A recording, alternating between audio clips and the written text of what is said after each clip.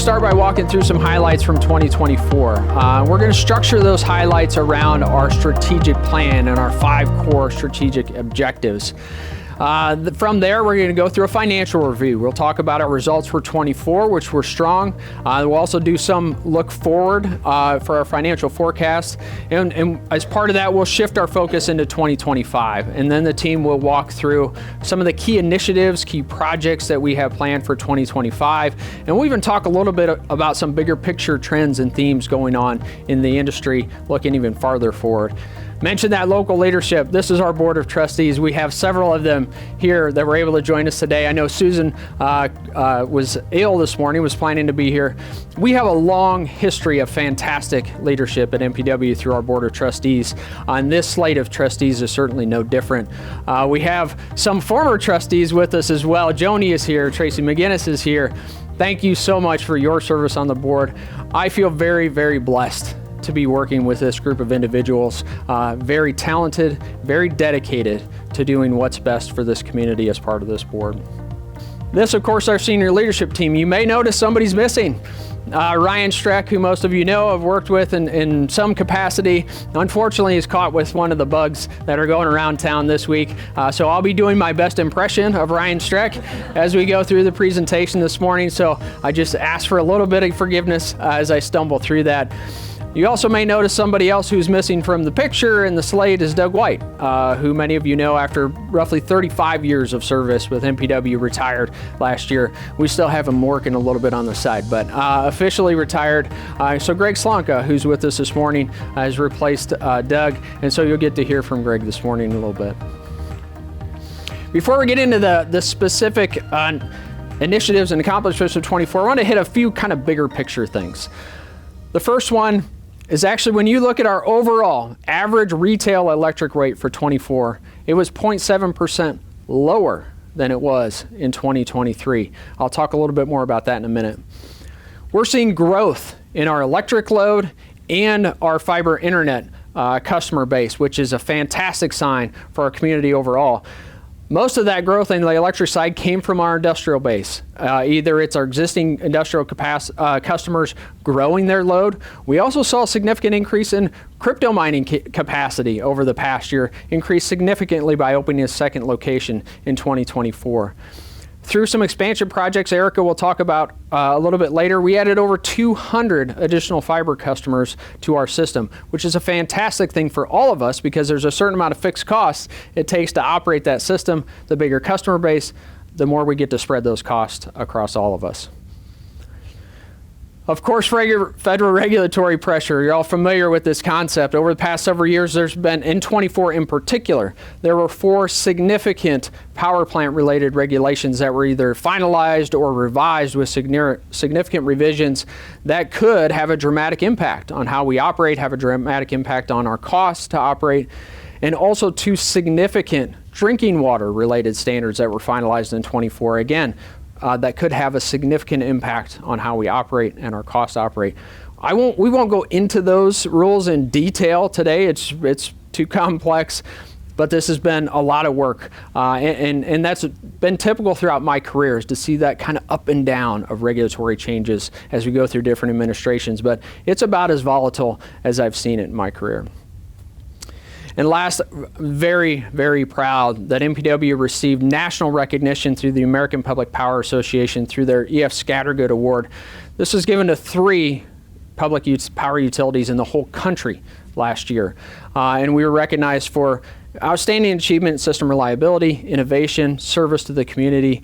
I couldn't be more proud. I was able to go to San Diego as part of the APPA National Conference and accept that award on behalf of our team. I couldn't be more proud to have our team receive that recognition on the national level for the work that they're doing every day. I talked about rates, and I said we actually had a decrease when you look at total retail volume revenue divided by total retail volume. So it's all in. Actually went down last year. And when you look at the last 5 years, we've seen just a 1.1% compound annual growth rate. I don't know if you're paying attention to how costs are going throughout the country over the last 5 years, but I think it's a testament to our team's ability to manage costs, hedge effectively, and do everything we can to keep those rates as stable for our customers throughout a very volatile time, not just in the electric industry, but across the country. And I did place a benchmark here. The U.S. average for 24, all in retail average 12.99 cents compared to, about 7.5 roughly. So pretty significant. One of the things that's driving a trend in the wholesale electric market, which is important to us because we still have excess generation capacity in Muscatine, that's served us really well for a long period of time. Over the last 15 years, though, it has been more of a struggle because we've gone through a long period of relatively low and relatively stable natural gas prices, which brings down wholesale electric prices. So that generally has not been a good thing for us when we have excess capacity to sell into that market. And we had a big bump up in 22, and our units were able to leverage that opportunity for our customers, which helped those financial results. But again, I think it's a testament to our team that even during this environment, which typically wouldn't be as strong for us, we've been able to keep rates very stable and very low throughout that time. One other big thing that happened in 24 is that the MISO board, so MISO's the grid operator that we're a part of, and they actually cover a swath of the country that goes right down through the middle, actually all the way down to the Gulf. But in 24, they approved what they call Tranche 2.1 Transmission Expansion Plan, which is a suite of projects that cover the northern part of MISO to the tune of $21.8 billion in transmission expansion. So these projects will take place over probably the next 10 years. None of this stuff is going to happen very quickly. That's on top of several other expansion plans that they've approved over the last few years. But you can see they're going to hit close to home. Here's Muscatine, here's our South Fork Wind Farm location. These projects are going to be coming through this area as well as throughout MISO. These green lines are 765,000 volt lines. That's almost double the highest voltage lines we have in the state of Iowa now. So these are big major projects. So we may see some benefits of that in terms of resiliency on the system, but we're certainly going to pay for it. These large portfolios of projects get socialized across all MISO members. So even though we're less than 0.1% of MISO, 0.1% of $22 billion is still a lot. And so we'll feel that in the years to come. With that, we're going to roll into those strategic plan updates. I won't go through these in detail, but some of you may recall these are our 5 core strategies that everything within our strategic plan revolves around. And so we like when we do these updates to give highlights on those initiatives structured around these 5 core strategies. So you'll kind of see us bounce around with updates, but it's to tie everything back to our strategic plan. Well, I get to start off and talk about one of our greatest assets, and that's our employee body. We have about 275 employees at Muscatine Power and Water, and that's between here and the power plant, and almost all of our employees live in the Muscatine area. So when we talk about great leaders and great employees, we're also looking for those future great leaders and employees. And in recent years, we've been putting more and more effort in developing connections with youth because we know that's where the pipeline is for future utility employees. We've spent time building our pipeline and being in classrooms, doing more activities with kids to expose them to opportunities in the utility. A lot of folks don't know what goes on. A lot of adults don't know what goes behind the doors. Kids definitely don't know. And we've had 2 teacher externs that were grant supported through the state, and our trade association, the American Public Power Association, supported 3 of our college interns last year. So we're trying to, bring in those young people to let them see what opportunities are here at MPW and in Muscatine. We offer staff-led programs and that add STEM expertise to classroom programs. We teach electrical safety. We have programs to teach kids about the internet, engineering concepts, lab science, and others. We would like to be in more classrooms, so if you have your own kids or grandkids, let their teachers know, and whether it's a homeschool group or maybe an after-school group, we'd love to send staff to present. And on the engagement side of things, we are in a very highly regulated industry. Gage pointed out some of that alphabet soup of regulation, and then there's the alphabet soup of agencies that govern us. And many of our jobs are high risk. So training and being the best that you can be and being focused on your work each day is very important. We have a highly skilled workforce that helps control risk and minimize impact on expenses. With we don't have many claims or insurance claims because they are highly skilled and they're highly trained. It helps support that high level of service too that all of our customers have come to expect from MPW. Mentoring helps new employees be successful in their roles, but it also helps those more senior employees be able to share knowledge and prepare those young employees to come up behind them and take on those new responsibilities. And we get great feedback from our new hires on our onboarding program. We want every new hire to be successful here. We feel like we spend a lot of time and effort finding employees whose skill set and career aspirations match what we have at MPW, so we want them to stay. We want them to find their next opportunity here inside our doors, and we want them to all be great ambassadors for MPW and for Muscatine. Now, we put a lot of emphasis on keeping skills sharp and equipping staff to do the best in their current roles, but we also want to prepare them for the future. We leverage our association with trade groups and like APPA and our state association, membership in different training organizations, and the collaborative job training offered through MCC and Eastern Iowa Community College to let us do all of this at a reasonable cost and get the training that's the most relevant to our employees and helps prepare them for the changing work that they need to be able to address. Now, over half our workforce participated in career skill development activities in the last year, and as our industry evolves, that's very important. They need to be able to keep up with technology changes, need to be able to keep up with changes in our customers' business, and they need to be ready to step into new roles as we have transitions in our workforce. Now, most of MPW's transitions come from retirements. Even when most of our employees, finish out their career at MPW. Some start and finish here, which is great. We are expecting a dozen or so retirements in each of the next few years, so that's a lot of transitions. Our intention is to have those be smooth and have it be kind of unnoticeable from the customer point of view. We are helping our employees be prepared for those next opportunities and to step in those roles. Senior leadership has recently held a retreat that focused on succession planning and identifying those opportunities we have to better prepare staff for the roles that are coming open, some of our roles as we face retirement in the next few years. We want that to be a seamless transition, and we're doing our best to make that happen.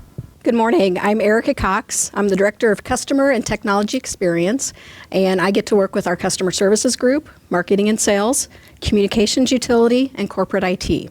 So a lot of what we do is very customer-facing. So our customers have many ways to reach us, and Facebook, direct messages, and Smart Hub are becoming some of our most popular ways. Our goal is to get every contact responded to in a timely manner, but still give all the customers the time that they need for their question. Our customer service and help desk teams took over 60,000 calls last year, and that number is actually decreasing as customers contact us by email or direct message us. Troubleshooting with customers drives up our help desk average call time, but we get a lot of appreciation for our customers for taking as much time as it needs and helping our customers at their level of understanding. And with over 6,000 followers, we're most active on Facebook with over 300 posts last year. Our top performing posts are always our outage alerts, but other high performing posts showcase our amazing employees or promote events the entire community can participate in. Last year, we continued work on our customer survey results from the fall of '23. Our Net Promoter Score measures customer loyalty and satisfaction, and our results greatly exceeded industry benchmarks.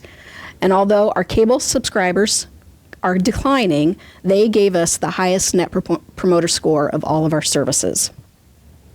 We read every customer comment in 24 activities focused on follow-ups. We contacted customers and did troubleshooting over the phone or scheduled a service call if there was a service issue, and we resolved field issues like low-hanging lines or maybe some concerns with field construction. We've held 5 focus group sessions. We've asked a variety of questions and engaged one-on-one with customers. We learned specifically where they think MPW excels and where they think we have opportunities to refine. We loved hearing the positive feedback and appreciated the constructive suggestions from our customers. Customers liked the opportunity to engage with us one-on-one and felt the sessions exceeded their expectations. If you are part of a service or fellowship group or would like to bring a focus group to your employees, please contact me or Gage and we can help set that up. We know that having a good router is key to internet service satisfaction. To get more MPW routers into customers' homes, we reduced the price of our Wi-Fi at home service to $5 last May. In a few years, when our debt is paid off, routers will be included in all internet packages, and we plan to grow our take rate from 52% to 80% by 2034. Technicians perform a Wi-Fi scan during the installation to verify that the speed that we're delivering is the speed that you signed up for. And they'll also do a walk around the home to see if there's any dead spots where an extender may improve internet service throughout the home.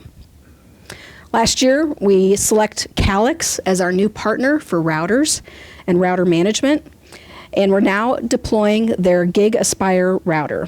Calix provides more robust management tools for our help desk, and the Gig Aspire supports Wi-Fi 6 and comes with a customer-facing app called Command IQ. And with Command IQ, it will tell you what devices are connected to your Wi-Fi, who's on, who's active at the time. It allows you to set up a guest network, set basic parental controls, and run a speed test. So we're currently in the process of upgrading all of the ASUS routers in the field to the new Gig Aspire routers. So if you have one of these routers with the 4 antenna, you can give our help desk a call. They'll collect your network and password information and get the new router scheduled for you to pick up. As more people get the growing cost of having multiple streaming subscriptions, I wanted to remind you of all the things that do come free with your MPW cable TV service. Streaming of more than 80 networks with our Watch TV Everywhere. Commercial-free music via Stingray. My favorite, the MyTV's app, Tracy, I think this is your favorite too, allows customers to stream networks in our basic package, like the big four, CBS, ABC, NBC, and Fox. You can also access the guide to set DVR recordings. And from the on-screen guide, you can restart an active show to the beginning of it if you missed it, and use the What's Hot app to see what program is being watched, or how to find what channel the Hawkeyes or the Cyclones are playing on. Multiple departments are leveraging our billing system and other tools to send proactive notices to customers. With customer safety and time is of utmost importance, our technicians now send a text to customers when they're on their way. If the customer's not home, the text alerts them that they need to head for home to meet the technician or send somebody there. Or if they are at home, it alerts the customer to expect the knock at the door. And if the customer is unable to keep their appointment, the notification prompts them to call MPW, where we can redispatch our technician and reschedule the appointment.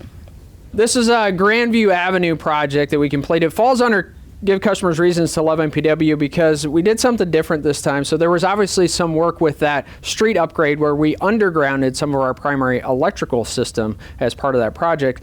But what happens when we do those overhead and underground projects a lot of times is if the service to the customer's home doesn't get upgraded or underground as part of that, we have to put these lift poles in to give the service to the customer overhead. And there are a lot of reasons why that doesn't happen. In this case, we decided to try a pilot project. We looked at all the properties in this area and we talked with the city and they said, okay, they already have a 200 amp service. Their meter's already on the outside of the home.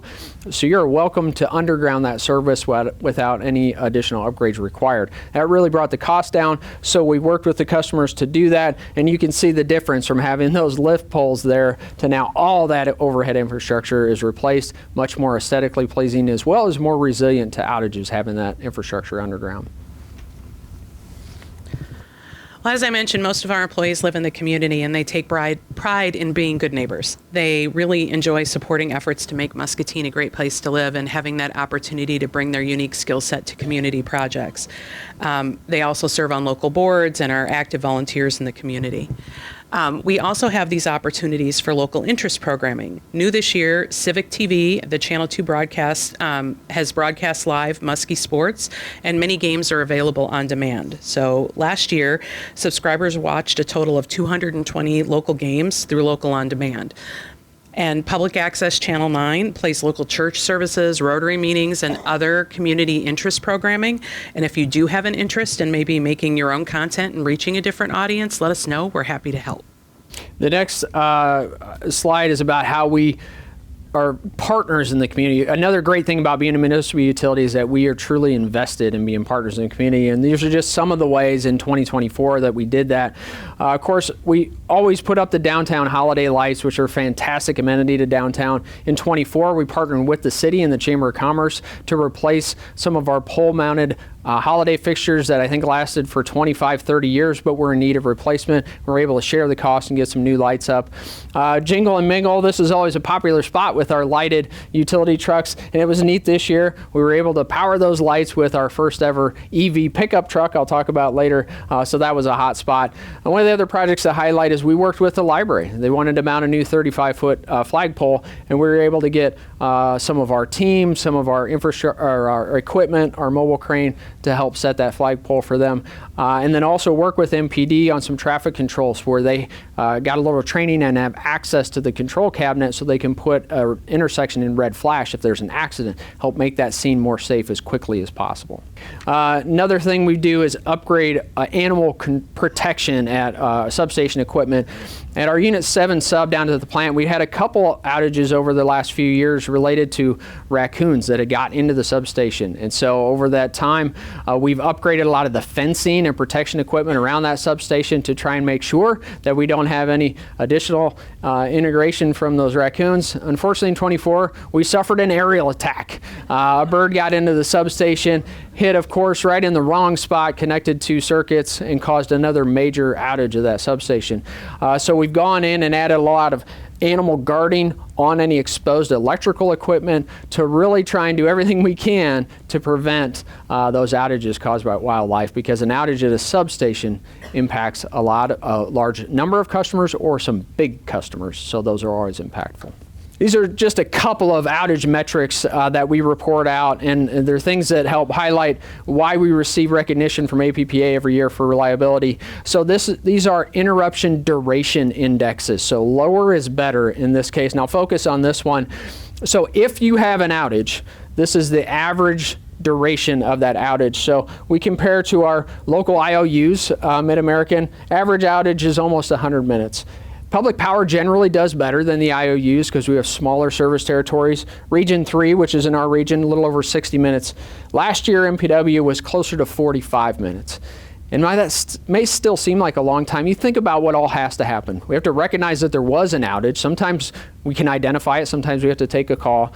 A lot of times those outages happen in terrible weather or in the middle of the night. We have to wait for the weather to pass. We have to get a crew dispatched. They have to patrol the circuit, sometimes do switching to isolate the fault, and then get that failure repaired and customers back up in service. And on average through the whole year, that took 45 minutes. I think that's really impressive. It's a testament to the local crews that we have here serving our territory. On our water utility in 2024, we actually had below the number of water main breaks per mile of water main below the industry standard until December.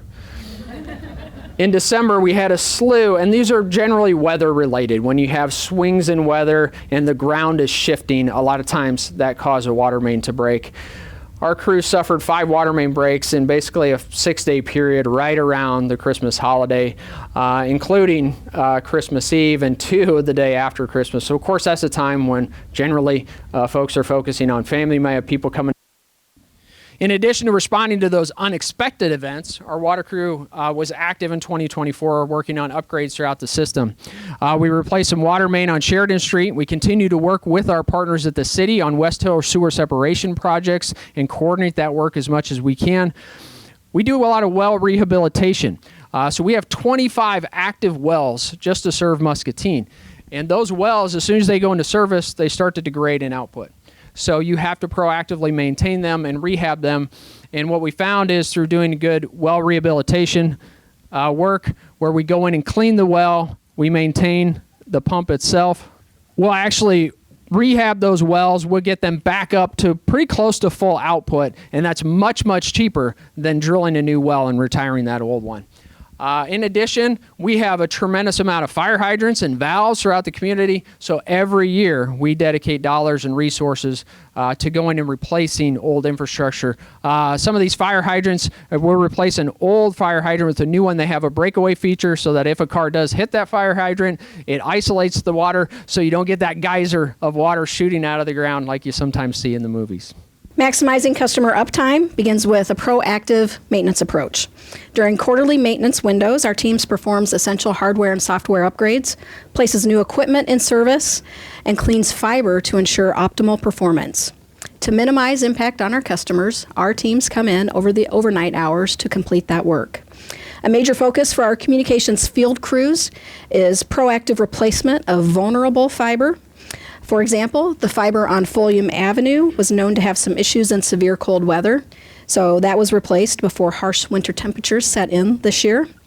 And in the electric utility, it's raccoons and birds that are their wildlife foes. For the communications utility, it's squirrels. They love to chew on our fiber. So where we have had multiple squirrel chews, we will go in and either reroute or try to underground that fiber to prevent that from occurring ongoing. And we replaced aging batteries and increased our capacity, allowing us to add even more critical equipment being backed up in our NOC. Since completing our Fiber to the Home project in 21, our goal has been a 99.9% uptime for the customers. And we hit that every year since we completed the project, except for 24. We had two very significant events that took our equipment offline for several hours each time, and we came in just slightly below that goal. However, we learned valuable lessons from each of those experiences and put in new measures and steps to further enhance our network's resilience. When services are disrupted, like Gage mentioned, whether it's electric, water, or communications, our teams do an amazing job responding. It is all hands on deck. And regardless of the time or weather conditions, we are neighbors serving neighbors, and it's a matter of pride for us to get those services back up as quickly as possible. Well, we're bombarded daily with phishing attempts and firewall hits. I'm sure many of you are in your business. I see the bankers all shaking their heads. It's overwhelming at times, but maintaining a secure and reliable services requires daily attention. We identify phishing emails as a skill through our systems. We also test on it regularly, and it's a skill we want to keep sharp because that human element is the weak point in this. And we get bombarded so much that it's important that we have our defenses up all the time. After we recovered from the January 2024 cyber event, we put in place a number of improved practices, new tools, and other improvements to bolster our defenses. Upgrading, enhancing, and consolidating applications and tools has helped us improve our security posture, and we feel really good about where we are now. Our internal cybersecurity coordination committee brings staff together to share best practices, intelligence, industry knowledge, address new risks, and help keep our IT and OT systems secure. Good morning to you all today. My first update for 2025 is on sustainability. For this new strategic plan item, discussions over the past year first focused on defining what sustainability would mean for Muscatine and how MPW would naturally fit into that. We wanted to build beyond those sustainable activities, processes, and community services that we already do and offer, such as those energy efficiency projects and home visits, emission reductions, whether at our generation site or for pursuing electric vehicles in our own fleet, or even waste recycling practices and beneficial reuse. Moving into 2025, we've selected a pollinator garden project at our generation site and are in the midst of developing a schedule and speciation mix for that. In addition, MPW has also selected an improved material approval process that will be spearheaded by our supply chain services group. This group's off to a great start on what is a very important initiative for Muscatine. One of the other ways we pursue operational excellence is through working across the utility on disaster and outage drills and disaster management. And throughout 24, these were some of the drills that we executed. So drilling is extremely important because it allows you to think about what might take place and how you would respond, and then identify how you can prepare in advance, as well as just going through that mental exercise of going through a drill and thinking about it. When you do have an event happen, you are better prepared because of that. We really focus on working with outside partners. We did a second train derailment tabletop exercise. We pulled in the fire department, we pulled in the emergency response staff, because it's going to take all of us working together as a community to respond to these certain major events. So we want to make sure that as many parties as we can get involved in those drills so that we are on the same page should an event take place. Another thing we're really proud of is how we benchmark. We set high standards for what we do at MPW, but how do you know? You benchmark against others in the industry. APPA does a fantastic job of allowing us to do that. They have several programs that allow you to submit applications for things that you do and receive awards if you're in the top tier. And we continue to receive awards every year from APPA. I mentioned the high level EF Scattergood Award. The Century Award is for actually serving electric customers for over 100 years, which is a major milestone. We've received awards for safety. We received an award for a safety video that we put together, which is very, very cool. And then our mutual aid response, you may have seen this on Facebook. We often will send crews when requested when there's a hurricane or another natural disaster. When Hurricane Milton hit Florida, we sent a crew down. They actually responded to 2 different communities while they were down there, and we received commendation from them for that response. To kick off our Power of the Future updates, let's start with what's going on with solar and the Muscatine Solar 1 project. While we had hoped to be online in 2025, the Solar 1 project continues to experience significant MISO interconnection delays. The study cycle is now a full 3 years behind schedule. As shown on the timeline on the slide, MISO is now showing approval of the interconnection in about January of 2026. In response, MPW staff has accelerated exploration of alternate interconnection strategies to help mitigate further schedule risk, and we believe this will also be a benefit to the development of our future solar projects here in Muscatine. For developing these additional solar projects beyond Solar 1, we have secured close to 400 total acres of site leasing options, and the next step for MPW in 2025 is to begin the development on those site locations, including full cost and production estimates and interconnection logistics. For other expansion in our renewable portfolio, MPW does not have any activities planned in the wind or geothermal space in 2025, but MPW is constantly considering all of these asset types. Specifically, the 2025 power supply study will examine battery storage and its variety of potential use cases, technologies, and dispatch strategies for our generation mix. This will additionally include analysis of sub-hourly dispatch, which will be the first exercise of that type, and allow MPW to examine potential performance of these assets in the real-time market.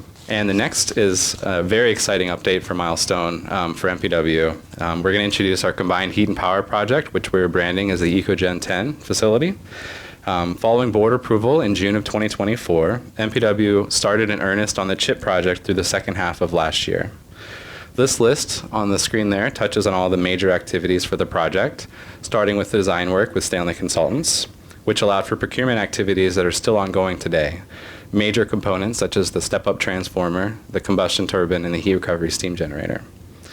This also includes the on-site grading work that we were able to complete last year, and this was critical to ensure compliance with the Inflation Reduction Act and to make MPW eligible for up to $12 million in direct pay tax incentives for the EcoGen 10 project. One of the more significant activities this past year was the receipt of the generating certificate from the Iowa Utilities Commission. This permit allowed for the construction of the facility and was anticipated to be a 12 to 18 month time frame and potentially a critical path in the schedule. But we were able to complete the application and be awarded the certificate in just 3.5 months. We followed it up with a submission to the IDNR for our air permit for the facility, which was done earlier this year in 2025, and the final permit for the project is planned for later this month to construct the natural gas lateral to the facility. I wanted to take the opportunity here today to share some photos of the new project. These include a 3D aerial rendering of the EcoGen 10 project in the top left, as well as 3D representations of each of those major procurements. So in the top middle, there's that 40 MVA base-rated step-up transformer. In the bottom middle, we have the 35 megawatt Solar Titan 350 combustion turbine generator, and the bottom left is that heat recovery steam generator. The 35 megawatt output of the combustion turbine, as a comparison point, would power about 9,000 homes at 4 kilowatts each. The images on the right present that site grading progress that was so critical to IRA compliance last year, and we're currently preparing for additional site work later this summer. MPW is currently anticipating for EcoGen 10 to be online in July of 2027. Here's a timeline showing those planned activities over the next 2 to 3 years as we approach an anticipated commercial operation date in 2027. And finally, how all of this work fits together is in the power supply study. As I alluded earlier, our last power supply study led to the selection of EcoGen 10, and MPW is already underway on our next study in 2025. Objectives of this study are largely to figure out that next piece. What are we building next after Unit 10? And how do we maximize the reuse of our Plant 1 interconnection, which is our Unit 7 and 8 generators? We've committed to retiring the Unit 8 with the commercial operation of our chip facility, and that leaves interconnection service available for an asset. This study will take a look at contrasting different portfolios to fill in that replacement from an array of resources. In particular, we'll be deeply examining battery storage and how that may play a role in Muscatine, both from different technologies as well as sub-hourly dispatch. In total, the team developed 17 scenarios for analysis and will be including 22 assets under evaluation in the study. For reducing our environmental impact, all eyes are currently on Unit 9 and the EPA power plant rules, which were released in April of 2024, becoming effective last July. These include the greenhouse gas rule, the effluent limit guidelines, or the ELG rule, the mercury air toxic standards, or the MATS rule, and the coal combustion residues, or the CCR rule. For Unit 9, we've really focused attention on ELG compliance in particular, and we've completed both bottom ash projects in the boiler area last year, as well as working on a zero liquid discharge pilot testing project at our Unit 9 FGD. This was to assess the water balance over the full range of output for the boiler, as well as any impacts to the solution slurry, including chlorides or solidification. Testing started prior to our Unit 9 outage, which was in the fall of last year, and I can't speak highly enough about the complexity of this work with AECOM, which is our consultant for the project. In addition, we've been working with an additional external consultant for compliance at the MPW landfill, and our environmental team has really focused on permitting activities this past year. I've marked the boiler area and FGD on the slide to help show where these areas are located at for Unit 9. And equally critical to powering the future, I wanted to take a moment to end today on powering the present and how we tie that into our strategic plan. These next two slides will help illustrate some of MPW's larger maintenance and capital projects in 2024. Starting with a handful of repair tube ruptures, as shown on the left, with Unit 7 and 8 now mostly operating as peaking units, and we had a few tube leaks in 2024 due to the thermal cycling and especially the very cool temperatures when they were called online to help with reliability. We also completed a critical roofing project over the Unit 8 penthouse for asset maintenance, shown in the bottom right. And in the top right-hand corner, that's a 45-foot circulating water pump for Unit 9 that was being removed for repairs with a 110-ton crane. We call that the 9B circulating water pump, and we plan to do the same later this year with the 9A circ pump. 2024 was a major inspection year for Unit 9, so that meant a full scaffold of the boiler.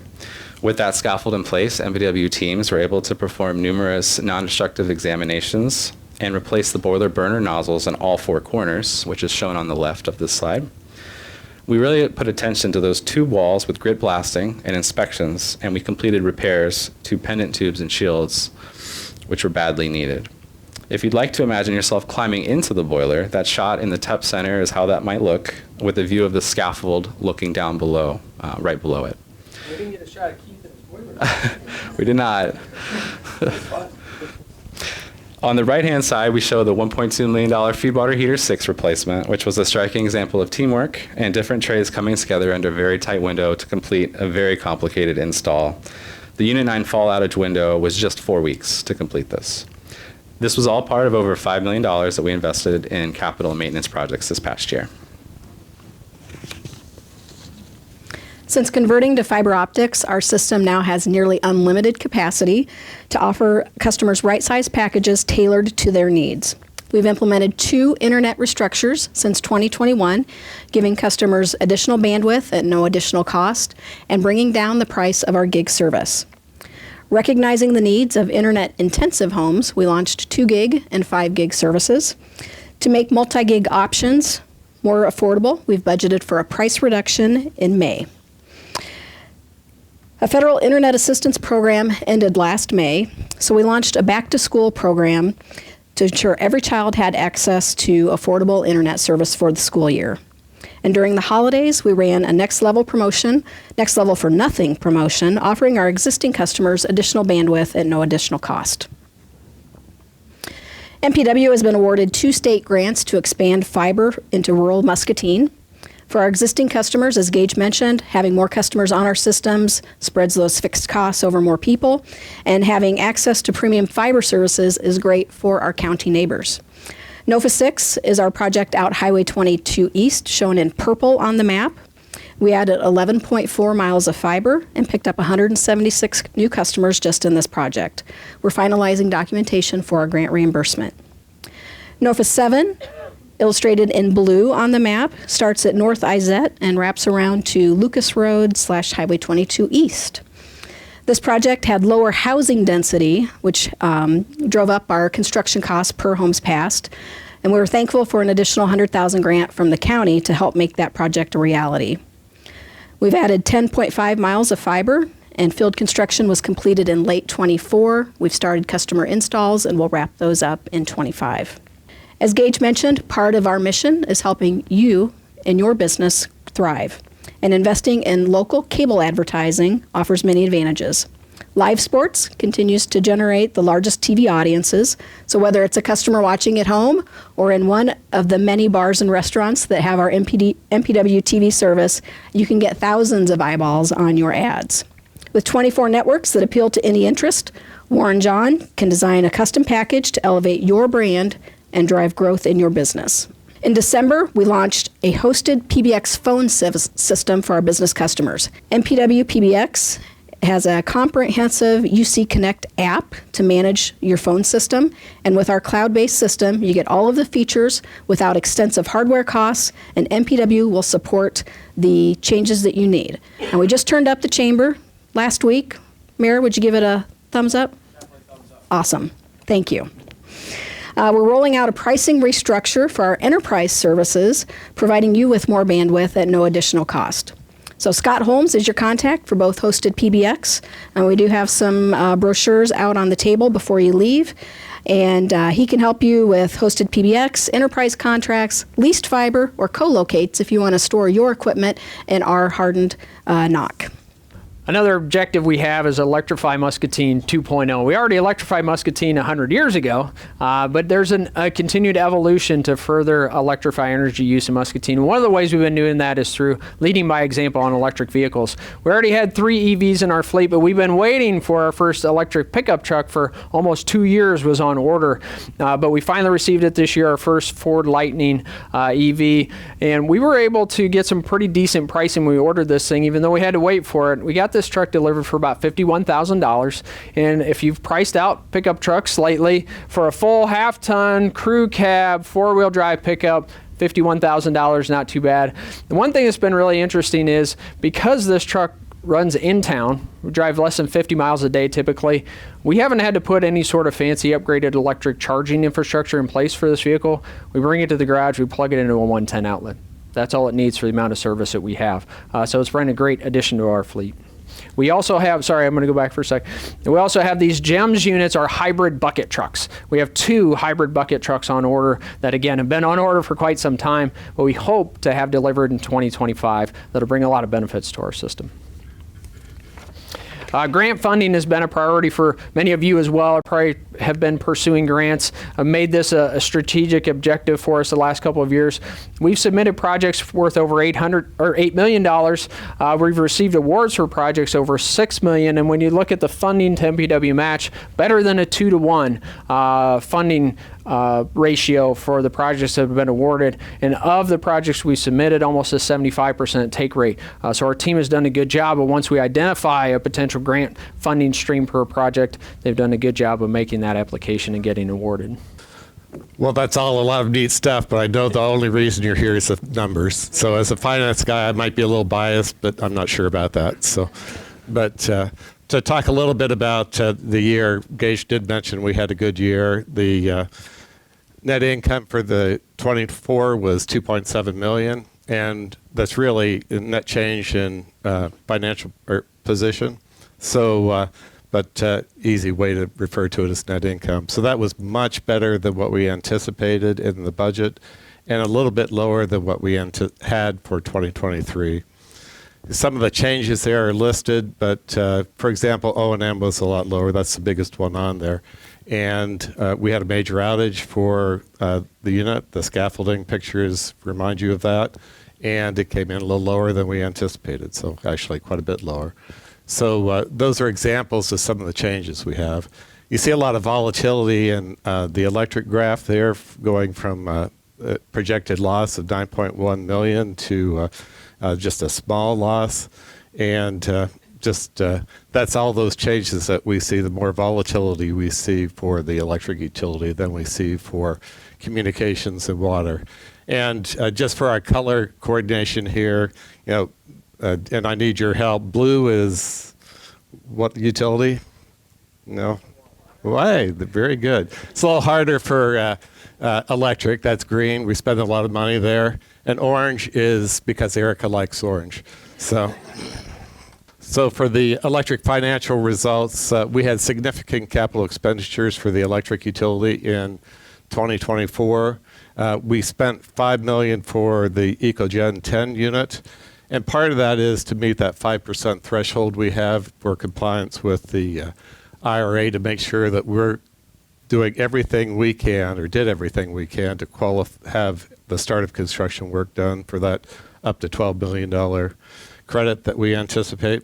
So other than that, the electric spend in 2024 would have been less than budget pretty substantially. And then, as you can see from the bottom two charts, Gage talked about some of the volatility we're seeing in the electric markets. And it's really our wholesale business for sales in the Mid-Continent Independent System Operator, and purchases from that too. So this shows the energy prices in the bars for both what we sell, what we purchase, and they tend to align pretty well. But very high in 2022 and then dropped off in 23 and 24, and pretty consistent with our budget. That other small line there that's a little harder to read here is capacity prices. We saw very high capacity prices. That's for the generation we have that's available for MISO to use. So we saw very high prices for that in the 22-23 MISO year, but it dropped off substantially since then. So we saw and just example of the volatility, we saw $73 million of wholesale sales revenue into MISO in 2022. It was $27 million last year. So that number just swings wildly and sort of wreaks havoc sometimes with what we're doing for budgets and comparison of years. For electric rates, Gage mentioned how we compare. These are comparisons of MPW to investor-owned utilities in Iowa and the U.S. And in each case, for each class of customer, we're comparing well to those. Some of those comparisons narrow a little bit, but that can be timing as far as what's happening to us and independently from what's happening in broader markets. And then what we also have is that we've had base rate increases in the last 4 years that have been relatively small. And for 2 years, we had 2% increases. And in 23 and 24, we had 1% increases. We did re-implement the energy adjustment clause in 2022. That was that year that we were starting to see a lot of volatility in the market, and there were concerns if we had a significant outage for Unit 9, then could impact cash flows. So that you see that there were some revenues in 23 and 24 from the EAC. Water financial results, again, for capital expenditures, we spent only $1.1 million for CapEx in 2024. Part of that was just some carryover into future years, so nothing significantly changed, but it was some carryover into 2025. And then for direct operating expenses, what we have seen over the years is that our chemical costs, there aren't that many variable costs for our water. There's chemicals and electricity. And we've seen that chemical costs during COVID increased substantially for the chemicals. We don't put a lot into the water, but what we put in got much more expensive. And that was part of the reason for an increase in rates in 2023. But I'll talk about that next. So what you also see here is that water revenues and sales really pretty consistent. So the revenues go up because of rate increases, but our volume stays relatively constant. For our water rates comparison, again, comparing to Iowa City and Davenport in this case, our rates look very good. For industrial customers, Iowa City and Davenport don't have large customers like we have here in Muscatine. So that's a more difficult comparison. But for commercial and residential, we still compare well to other utilities. And you see that the rates increase for the smaller classes of customer because the fixed costs are a bigger component of those bills than they are for large volume users.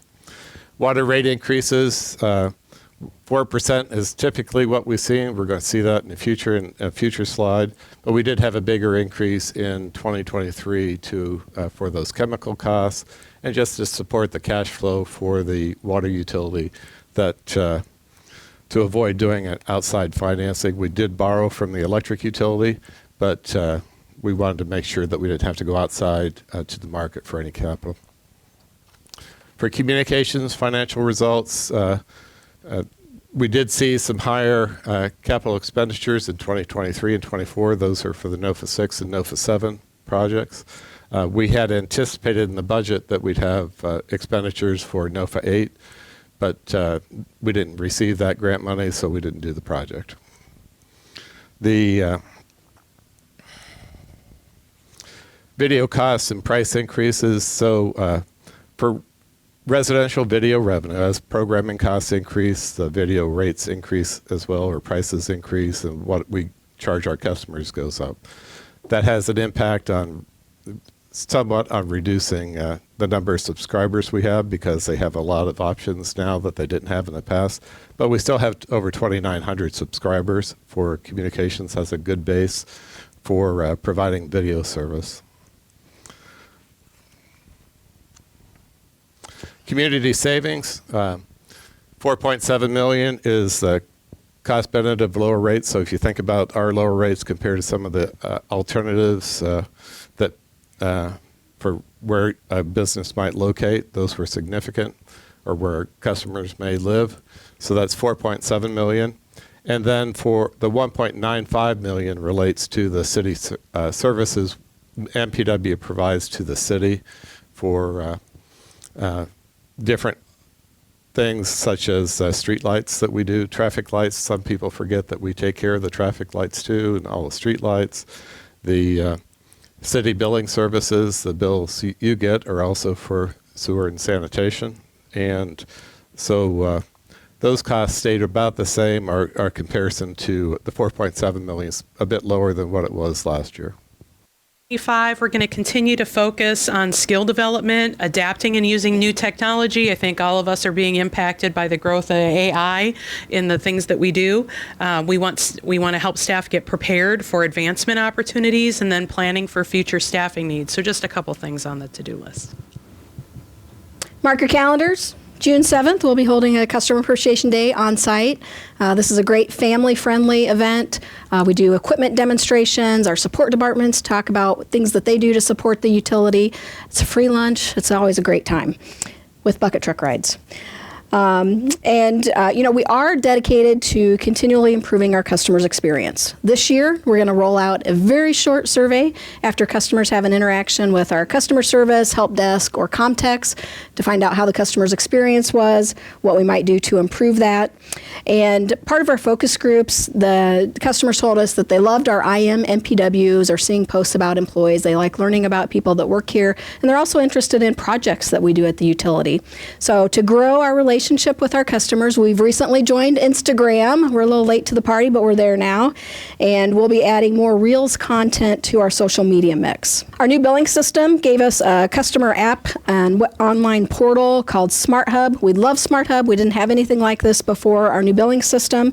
So we want to continue to increase enrollments in Smart Hub, have customers sign up for contacts from us. So as we're sending out some of those flushing notices, we're going to be sending out electric outage notices. If customers have signed up to receive notifications from us, they'll get those personalized notifications from MPW.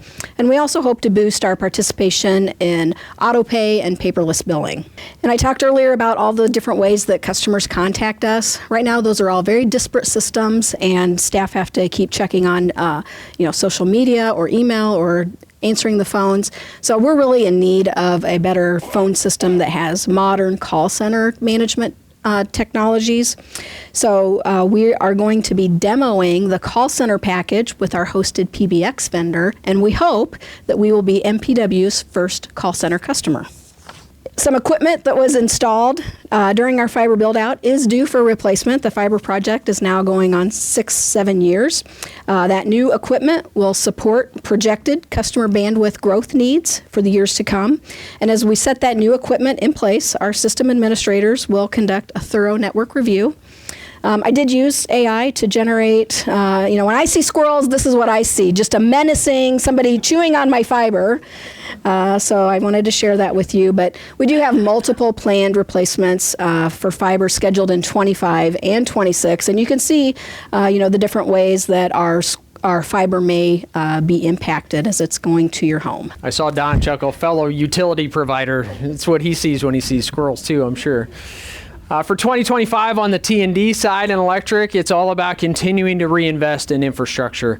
And one of our larger projects that we've done, honestly, is our Grandview substation rebuild. It seems small compared to some of the real big stuff we're doing. We're almost over $5.5 million project to rebuild the substation down in the south end of town. And that project will actually help accommodate the integration of our Solar One project when that system is ready to come online as well.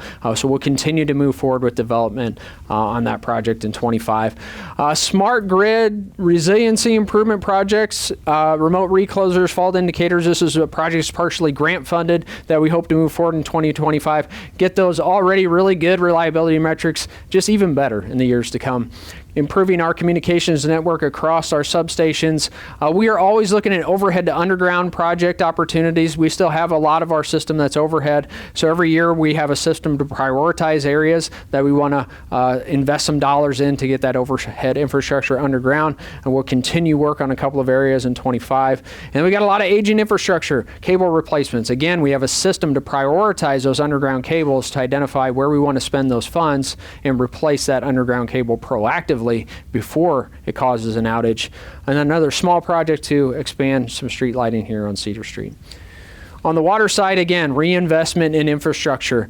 We have one of the biggest projects we've had in water in quite some time is to refurbish our East Hill Reservoir. This is a ground level reservoir, about $2.3 million it holds. Having that reservoir capacity is important because when those wells do go out of service, we have to have enough reserve capacity to keep our customers with water during those interruptions.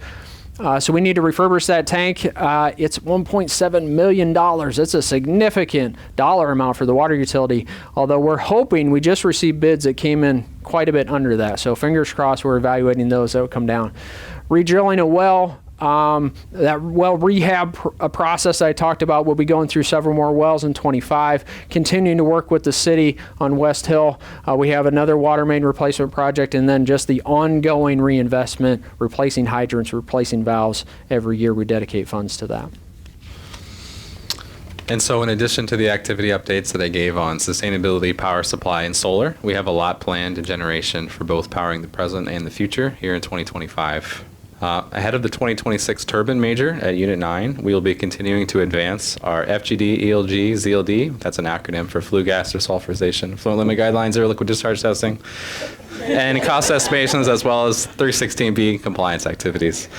We'll also have scheduled a variety of equipment replacements, including air heater baskets, turbine hydrogen panels, boiler feed pumps, hydraulic couplings, as well as the 9A low pressure ash pump. Very importantly, we have boiler tuning set for 2025 following those burner upgrades that I showed you earlier in the presentation. For Unit 10, we're really focused on those two permits and procurement activities until this summer. We'll then shift to financing and finishing up our grading and site preparation work. Later this year, we'll be preparing to file for interconnection service, with that filing to be made in early 2026.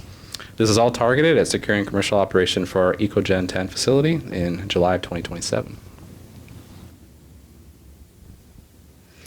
Other initiatives not already talked on include plans for TV service. So despite our decline in subscribers, we still have nearly 3,000 loyal TV subscribers.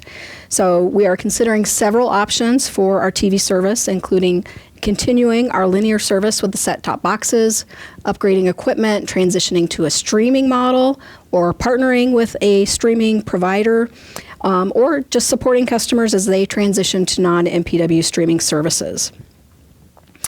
We have identified key areas where we would still like to expand our fiber footprint, so we'll be continuing to watch the state for a NOFA 9 announcement, look at the requirements for that program. If it makes sense, put in an application and see if we win the award for that. And cellular phone service is an emerging product for telecom utilities. So large carriers allow smaller operators to ride on their national network. So if we were to get into this business, we'd still have access to a national network. And that's how providers like Mint Mobile or Consumer Cellular do it. They don't have the infrastructure out there. They ride on the national carriers' networks. So we're currently evaluating a cell service option that we do have available to us through our participation with NCTC. They're a cooperative that helps telecom operators get access to these types of services that we wouldn't otherwise be able to get access to because we're such a small player. So we'll be evaluating that and seeing if we think that that would be a service that would be a good fit for our customer base. We do expect continued growth in Muscatine in the years ahead. The economic development activity that I get to be a part of through the Chamber is as active as I have ever seen it. There's a lot of excitement and momentum about Muscatine's future. One of the things we'll be doing is looking at a proactive data center study. So obviously there's a lot of talk about adding data center load throughout the country. And we want to get ahead and identify what are the locations that would be the best fit in our system, how much load could we add for a certain amount of capital investment, and put some step increases in there so that when a project comes to town, we can easily identify, yes, we can add this much load at this roughly this much capital cost investment, so we can respond very quickly to those inquiries that we expect to continue. We will be overhauling our rebate program. We'll continue to offer rebates for energy efficiency. It's one of those things that's always kind of weird, right? We'll pay you to use less of our product in the future. I don't know anybody else that does that. It's kind of an interesting model. We'll continue to do that, but we're going to focus more of our efforts on rebates for electrification. So those opportunities like heat pumps, where you use less natural gas, more electricity, but it actually saves you money too. It's much more efficient, but it adds electrical load to the system. So we'll be focusing more of our efforts on those kind of rebates because we as electric customers all benefit from that. And then we're really excited about new load that's being added in 2025. There are several projects in Muscatine planned to go into service in 25. These are just a couple. Of course, you might recognize the Kent Pet facility down in Progress Park that's coming along very nicely. We hope to have online in 25. And then another industrial customer that's located near our power plant site that expects to basically double their load in 2025 with an expansion. Those are very good things for not only for MPW, but for Muscatine in general. For electric financial projections, one of the biggest projects we've had is EcoGen 10 project. So that's the biggest project since Unit 9 went into service in 1983 for us. And so there are a lot of components to that will drive what we do. So we have a debt issuance that we're hoping to do in the third quarter of this year. And I have $100 million here. The $100 million's in our plan. I hope it's a little less than that with high interest rates right now. So we're going to do that in two tranches because we have to issue some tax-exempt debt, which we like to do, but we also have to issue some taxable debt. New primary fuel for us. So we use natural gas at Units 7 and 8 to start up the units, but we don't use it as a primary fuel. For EcoGen 10, natural gas will be the primary unit, changes our business practices and what we do, and creates some cost to interconnect to the pipeline. For direct pay credits, really a sharp focus on us. We have some consultant helping us with that, but it's a lot of money, so we don't want to lose that value, so we're very focused on it. And then for tied to EcoGen 10 is the closure of Unit 8 for some different reasons. But there's a lot going on all with this project. So you see in the graph there that electric capital expenditures really go up and that's driven by the EcoGen 10 project. Then they drop off.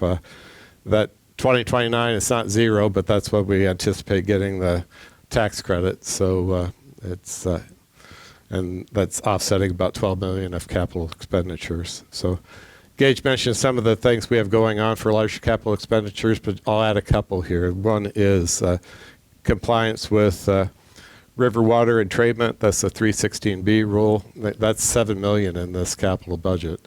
And then also for ELG, as one of Greg's favorite acronyms, just a small slice of it. So, but that's $10 million. So some of these things really add to our costs. Electric rate increases in EAC. We anticipate an increase of 6% this year. Part of that is rolling in some of the EAC so it doesn't continue to grow. And we'll do that roll-in of our EAC every couple of years now so that we keep that portion that's in that EAC component of the bill smaller. And then we're anticipating greater than 5% increases for a while as we comply with environmental issues and just where we are with our cost basis. You see the EAC there, that line on the graph, it eventually trends in our plans down to about zero. For water financial projections, rate increases anticipate about 4% per year and then eventually dropping to zero in the later years, but that's a long way out, so we'll see what happens there. But we mentioned the project focus, one of those for 25 is East Hill Reservoir. But the key thing that you're seeing here is some of the rate impacts, potential rate impacts of lead service line replacement. That project is, or that requirement is still up in the air on whether it will stand some of the new focus of the EPA. But we do have the first project that's submitted to the Iowa DNR. That's a $1.6 million project for about that many, 160 lead service line replacements. That's lead or galvanized service. We get a 49% forgiveness for disadvantaged communities. Those are smaller blocks of Muscatine where we can get some forgiveness of the loan. What we would borrow is that 1.6 million from the state revolving fund. It would be 20 years at 0% interest. So we have that advantage, but it could have an impact on what we do with rates. We haven't decided how we're going to allocate that, to which classes, and to whether the customer individually has to pay some portion of that, but we're still evaluating that. That could all go away, but we've submitted the information and there's an environmental review that's either started or starting soon. For communications, price increases that we're looking at are about 6% per year for video, and not anticipating any increases for internet or phone. So we'll be finishing, in the capital projections here, we'll be finishing up NOFA 6. We've really finished it. We just have to make sure we submit for the grant money and get that grant money in 2025. And NOFA 7 will continue with that grant money coming in 2026. So communications, Erica mentioned it, trying to get lower on where we are with debt. It's really good cash flow for the communications utility, so it should be debt-free in 2027. Looking forward ahead, here are some of the real big priority topics that we have throughout the utility. We've talked a lot about IRA funding, the Inflation Reduction Act, as well as the IIJA Act that we secured some funding for smaller projects. For EcoGen 10, that IRA incentive is worth $8 to $12 million. So that's a very high priority for us to continue to advocate with our legislators to make sure that those combined heat and power projects stay in whatever version of IRA comes to pass. It also would impact our Solar One project, which relies on incentives through IRA. So if that were to change, that could have a big impact on the cost of that project. So we're continuing to advocate, especially for those components to remain in any revision to the IRA that Congress may take on. We'll continue to track very closely regulatory outlook. We expect a lot of changes in that space over this next year as well. We've talked about some of those rules. These have significant impacts on our future plans for these units and for our water system. So we'll continue to track and advocate for what we think is the best path forward for Muscatine. Talked a little bit about increasing competition in telecom. We've seen it in video. We've seen the evolution of streaming services that will continue. One thing I will say is I'm not sure all this stuff is good for customers. If you've tried to follow Iowa women's basketball, you now have to pay for like 4 different streaming services just to catch every game in the season. That's not always necessarily good for customers, but it's changing. We'll also continue to see competition on the internet side from players like US Cellular, T-Mobile, et cetera. I'll talk a little bit about nationwide electric pricing trends that we expect to see, and then also this really important dynamic on the electric system across the country. There's forecasts of much larger load growth than we typically have seen, largely driven by data center load. At the same time, we've got retiring base load fossil fuel units and clogged up interconnection queues like MISO, where you're trying to add generation to the system, but you can't get it done. That's going to create a very interesting pressure on the grid in the years ahead. I'll talk a little bit more about that here in a minute. So this is EIA, the Energy Information Administration. There's some forecasts just for the next couple years on residential retail electric prices. And you can see how the nominal price has gone up so significantly the past few years, and their forecast is continued increases in 25 and 26. So you can see we're at a really good starting point by comparison across the U.S. for our residential all-in retail rate for 24. But as Mark mentioned, we do expect to see some increases in the years to come as well. We've talked a lot about how natural gas impacts that wholesale electric market, and we've gone through, especially these last 2 years, a period of just really low natural gas prices. I think it set some records for inflation-adjusted natural gas price in 2024. EIA, again, does anticipate that to go up over the next 2 years, largely driven by demand, conversions of electricity generation to natural gas, higher LNG exports, et cetera. So we do expect that natural gas price to increase, which will impact wholesale markets. So talking about that load growth, this is just MISO, but they've significantly increased their load growth forecast in their planning models over the last year. This is from 24 to 44, so a 20-year model. Now look at this big bar for data centers, a significant expected increase in load in MISO, as well as industrial development reshoring, so more industrial activity in the country, including in MISO, electric vehicles. That's a little more up in the air. But over the last 10 years, MISO's seen an average annual load growth rate of about 0.25%. And that's been consistent with most electric utilities. Now they're forecasting an average annual compound growth rate of 2.6%. That may seem like a small number, but when you compare it to what we've been used to, it is significant. And at the same time, how are we going to power that load? These are planned fossil retirements just in MISO over the next several years. You can see coal units, natural gas units, and a little bit of petroleum. This is the impact of that ELG rule that Greg has talked about, and this likely won't change because a lot of this is based on a 2020 version of that rule that probably won't roll back. There's a significant compliance that happens in 27 or 28. That's what's driving a lot of these coal unit planned retirements. Across this span, over 16,000 megawatts in MISO system retired. That is substantial.